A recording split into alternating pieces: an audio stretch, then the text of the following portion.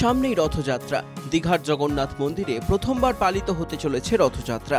মন্দির উদ্বোধনের পর থেকেই দীঘায় চোখে পড়ার মতো পর্যটকদের ভিড়। হোটেলগুলিতে রুমের চাহিদা এখন তুঙ্গে। অভিযোগ, সুযোগ বুঝে অনেক হোটেল বাড়িয়ে দিয়েছে রুমের ভাড়া। রথযাত্রার সময় এই ভাড়া আকাশ ছোঁয়া হতে পারে আশঙ্কায় পর্যটকরা। এই হোটেলে এখন আছি আমরা, সেই হোটেলে ভাড়া আমরা 1200-1200-এর মধ্যে পেয়েছিলাম, কিন্তু এখন সেটা 3500, 4000 টাকা। অনেক আগে এসেছিলাম, ঠিক আছে। কিরকম রেট ছিল তখন তো অনেক কমই ছিল, তখন 1000-1500 টাকা এসি রুম পেয়ে যেত।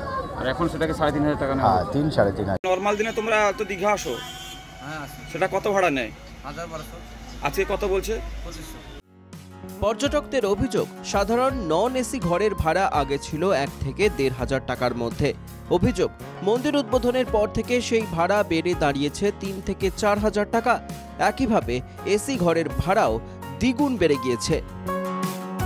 হোটেলের কালোবাজারি নিয়ে ইতিমধ্যেই ক্ষোভ প্রকাশ করেছেন মুখ্যমন্ত্রী। বিষয়টি নিয়ে হোটেল মালিক সংগঠনের সঙ্গে ইতিমধ্যে বৈঠক করেছে জেলা প্রশাসন। রুমের ভাড়া নিয়ে কালোবাজারি রুখতে শুরু হয়েছে প্রশাসনিক তৎপরতাও।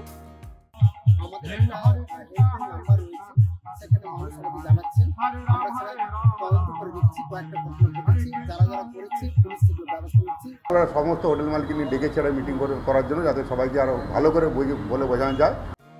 বিষয়টি গুরুত্ব সহকারে দেখছে হোটেল সংগঠনও। পর্যটকদের অভিযোগ জানাতে 24 ঘন্টা খোলা হয়েছে হোটেল অ্যাসোসিয়েশনের হেল্প ডেস্ক। দীঘা থেকে শান্তনু বেরার রিপোর্ট, NKTV বাংলা।